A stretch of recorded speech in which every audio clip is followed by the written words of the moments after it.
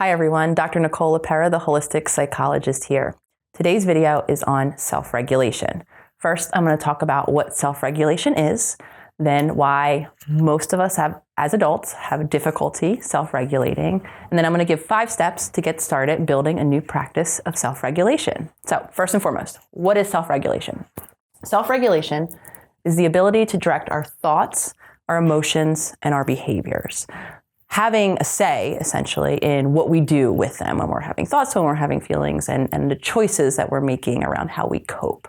A lot of us live reactively. We don't feel like we have choice. Something happens in our environment, our thoughts are happening all the time, we're feeling all kinds of ways, and a lot of us are just reacting through life. We are not regulating ourselves. We are not playing an empowered part in the process of self-regulation. Well, why? Why do so many of us struggle? We first come to this planet and we're a little baby infant.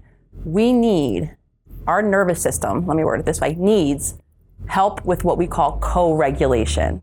As a tiny infant, we cannot regulate our emotions, our energies. We can't regulate our physiological body. That's why infants cry. They cry when they're upset, when they're hungry, when they're tired. That's a sign that crying is their nervous system is dysregulated in that moment. So what does usually happen when an infant cries? More often than not, a caregiver comes. And in that moment where there's whatever soothing behavior is happening, if the infant gets picked up and shushed and cradled and rocked, that is an act of co-regulation. So this disrupted nervous system that this infant is having, the experience of that, crying and upset, is brought back down to calm. Now, a lot of us did not have a caregiver that had a regulated enough nervous system themselves to be able to perform this function for us as infants. So this is where a version of this dysregulation or this lack of ability to self-regulate for a lot of us began when we didn't have that parent. So for instance, my mother was very anxious, was very nervous. So that to me is a sign that she herself wasn't able to regulate her own emotions. So can't imagine that when I was a crying infant that she was able to be available to me to help regulate my nervous system. If she wasn't able to do that within her nervous system, of course she cannot really adequately help co-regulate an infant. A lot of us who were born in the 80s had the gift of this movement. I think it was called Ferberizing, or I don't know exactly the word for it, but there was a time where there was actually a belief that letting babies, infants cry it out was positive. Again, we know now that because of this lack of ability to regulate ourselves and this need for someone else, that could have translated to problems for us all. So what happens? Once we're out of that infant stage, we become a toddler. And this is where we really see these instances of difficulty, I think, in co-regulation. So a toddler is crying. What needs to happen? This is what healthy development of self-regulation looks like.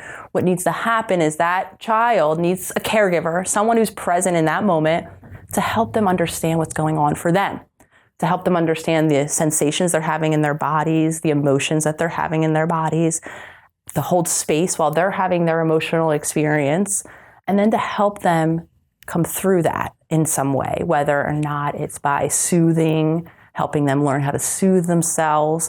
But essentially the focus is on the infant, the child, the toddler, right, having the emotion. A lot of times what happens, and this is hard, parenting is hard, is the child's having a feeling, and again, because the parent themselves a lot does not have these skills of self-regulation, what happens is a lot of things. There could be a shutdown, right? I could be so overwhelmed by my toddler screaming that I'm just completely shut down.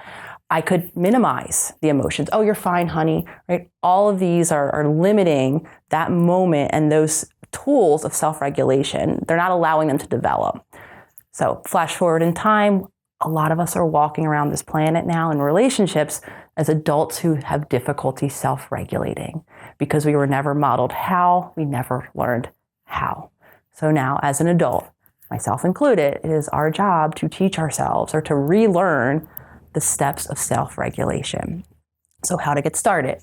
Here are 5 steps. The first step always, if you follow me and listen to my work, it's always going to be developing conscious awareness, learning how to observe ourselves in the world, right? To see the thoughts and the feelings and the behaviors and the habits, and developing that, this is our little observational, right, center, that watcher, that awareness that we are the awareness. We are the consciousness behind all of this. This takes consistent practice. So for a lot of us, consciousness, which I'm always talking about, is a new practice. We're used to living in that autopilot, right? That place where we are reactive, where the fact that we don't know how to be modeled or that we haven't learned this self-regulation, we carry that throughout our day. So we're back in our unconscious state, and more often than not, we're just reacting our way through life. Or we begin to practice consciousness. I love practicing it in meditation, developing that space, that ability to be that observer. We might be practicing it throughout our day even, and then when we become triggered, we go right back into that reactive place. And I'm here to tell you that's gonna happen. Our triggers don't go away. We have to learn how to remain conscious during them. So create somewhere in your day a daily practice of consciousness, whether it's building one mindful moment, one conscious moment into your day where you tune into what's actually happening in your body, in your present moment, or through a practice of meditation, which can be as small as a 1-minute practice, but just practice, because this is going to be foundational in teaching yourself self-regulation as an adult. Another amazing practice is deep belly breathing. Because a lot of us struggle with that dysregulated nervous system that I was describing earlier, our breath is actually an amazing regulator of our nervous system. A particular breath, breathing from our belly. So I'm gonna throw this out there right now. It might feel weird for a lot of you. For me, it felt very weird at first. My posture, I struggled. I used to practice laying down. But if you can give yourself, start with 1 deep belly breath a day and build on it, but retraining your body to breathe, right, deep into that belly, feeling it expand, all the way out, that is activating your nervous system. That is activating your calming, your peaceful, your rested nervous system. That is building in that regulation that you were not modeled or taught as a child. So practice belly breathing. 1 daily belly breath turns into 2. Breathing from the belly goes a long way to help you self-regulate. 3, a lot of people I know like to journal out there. When you're having, feelings that are coming up, coming alive for you, maybe feelings that you would have struggled regulating before, I know a lot of people can find catharsis or can get it out with writing them.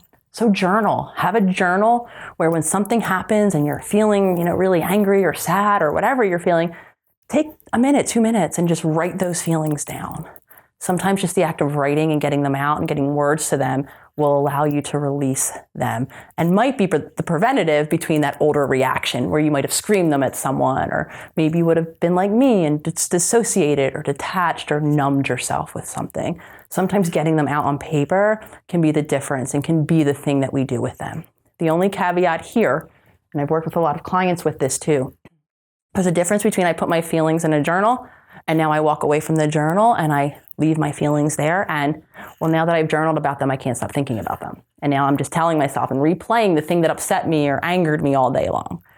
That is what I do not suggest you do. Because as a lot of us know, the more attention and the more self-observation we're playing in our minds, watching our minds, the longer you think about something that's problematic for you, the longer you're going to feel about it. So the only caveat I mentioned with journaling, and with my clients that would begin to use this practice, we talked about it exactly like I described it. You pick up the journal when something's alive, you write it out, you close it, and then you refocus your attention on your next moment. You don't keep rehearsing what you wrote in that journal all day long, because then that feeling is going to carry with you all day long, and it's going to lead you possibly into that reactive place that we want to avoid. So journal, and then get really focused back in the present. Great way you could do that. Number 4, notice your body. That is a great way to ground ourselves. Notice the sensations that are happening for you in your body.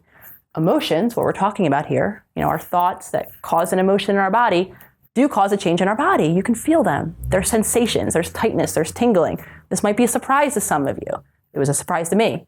I was so dissociated, I had no idea how my body felt or how it felt to be in my body. I had to relearn my whole world of sensations. The more you learn that and you tune into your body, the more the changes in your body sensations are going to be clues to you that something is happening with you emotionally. That's going to set you up to be able to make new choices, not those old reactions, right? The thing I do always when I'm mad is I scream or I dissociate. I can create choice now. If I can feel my body and the sensations changing and I can get an eye on the fact that, I am feeling something, I'm angry, I'm sad, that might give me that space. And now I get to choose, what do I actually want to do? How do I want to show up as my highest self in this moment and deal with what will my highest self do or want myself to do when I'm angry or when I'm sad? as opposed to screaming or dissociating, right? That's where you create the space. It begins in your body. Your body's gonna notice the changes. Your body's gonna register the feelings, the emotions. The sooner you get connected with your body, the sooner you're gonna be able to help your body to regulate. So I hope this was helpful. This is a journey. This is a process. Like I said, for me, I had to spend a lot of time on this first step and a lot of time on this last step, connecting myself in my body before I began to be able to really successfully regulate my body and talk about. So journal could also be, how do I communicate about my feelings, right? So this is a process that we evolve into, this process of developing self-regulation. As a child, right, it began in infancy, where we either did or didn't have that co-regulator of our nervous system. And then it became, how do I deal with the emotions of life? And do I have someone modeling for me how to regulate myself? And the answer, the reality is, if the answer is no, here we are. So here are steps to get you started. I hope you found this video helpful. As always, thank you to all of my subscribers out there. And if you haven't yet subscribed and you found this video helpful, please feel free to do so. Thank you so much.